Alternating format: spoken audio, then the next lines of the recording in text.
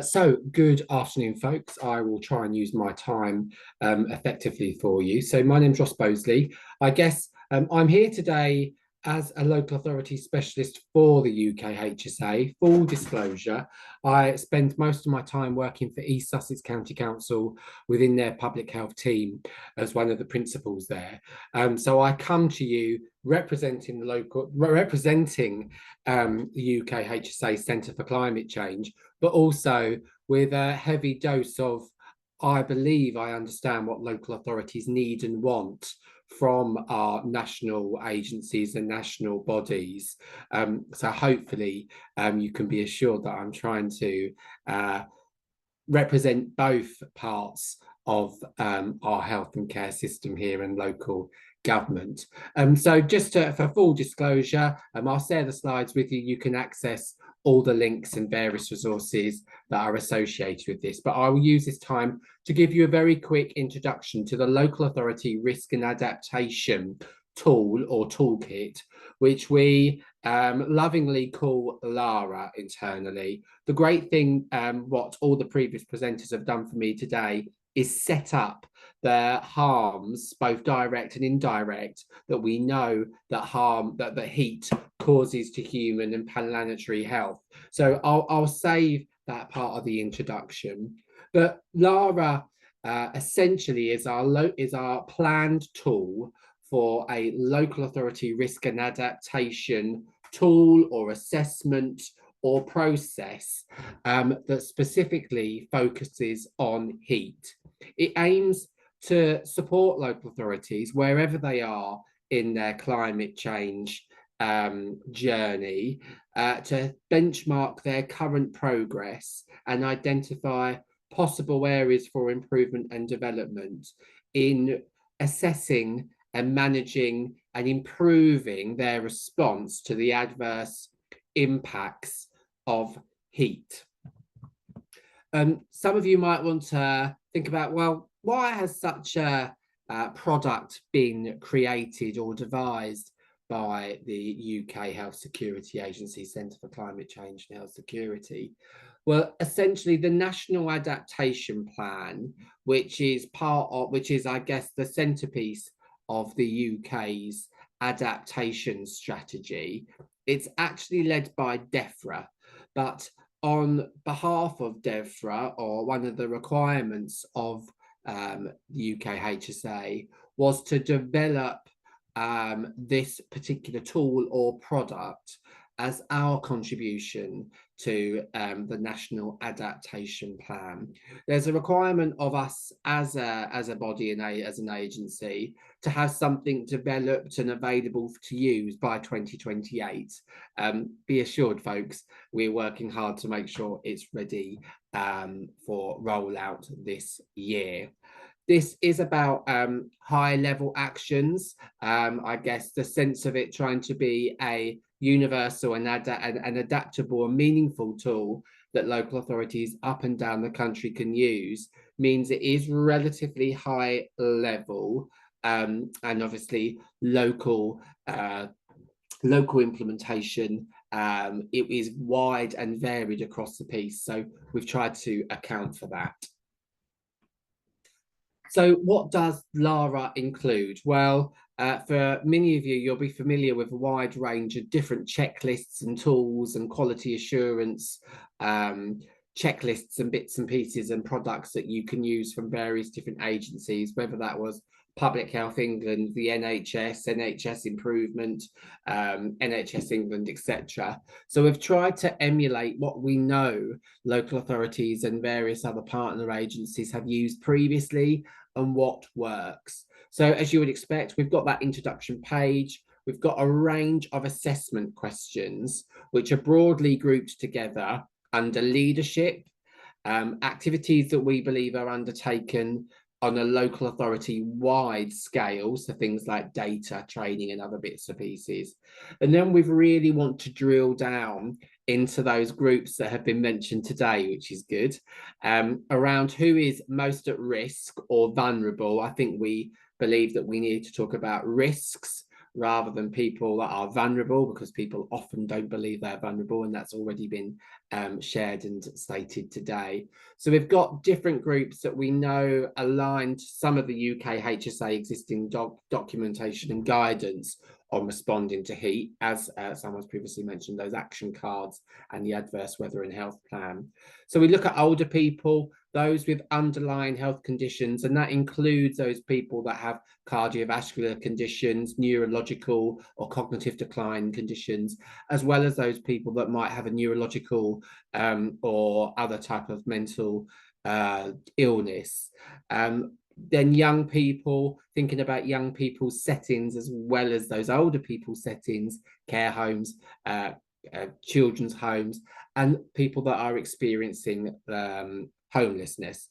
Being aimed at local authorities, we believe these are the sort of the key areas that local authorities have responsibility to safeguard, care, and ensure that their response to heat is aligned, integrated, and embedded in the services that they ultimately are required to provide, and often have the most skin in the game to provide.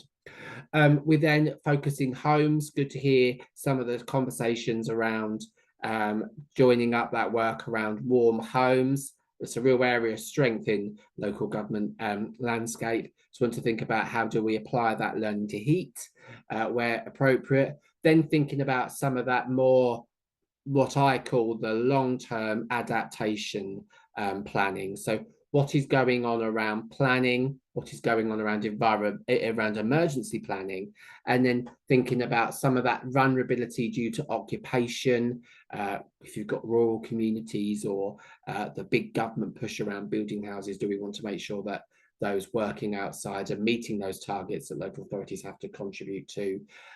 Are we thinking about their health and well-being in those heat periods? And finally, some of those wide determinants. So are we thinking about our environment, our broader economy, and other types of key things that drive health in a relatively broad sense, but thinking long term about what that means for those types of sectors and issues in regards to heat. You might want to know, that sounds quite grand, but what does it look like on a spreadsheet? So I'm not going to pretend that it's a very fancy digital tool. It is a formatted spreadsheet as it currently stands, but essentially it's a list of actions. So we've tried to distill evidence or guidance that we believe is important and vital for local authorities to take action, and then we've tried to ensure that local authorities have something actionable that they can progress. There's some links to sort of evidence source, and then we are asking local authorities to score themselves 0, 1, or 2, and then to think about how they are justifying their score with some comments. Just to give you a sense of, another example here. So this previous example is people that are experiencing homelessness. So has your local authority included those that are experiencing homelessness within a heat-focused health needs assessment? So making sure that data and needs are understood about a particular vulnerable group. And then we've got another one here for local authority wide, which is just making sure that if there is a risk assessment undertaken for this particular hazard, are all these different groups covered? So we hope that this is going to provide local authorities with an overall view of their current position in their work to high temperatures and extreme heat. We then believe it will provide them the evidence base for action or further action, and opportunities for discussions with elected and non-elected members. Our aspiration is to make sure it's sort of a continuous cycle, which means that people can show action has been undertaken and that they've got some improvement.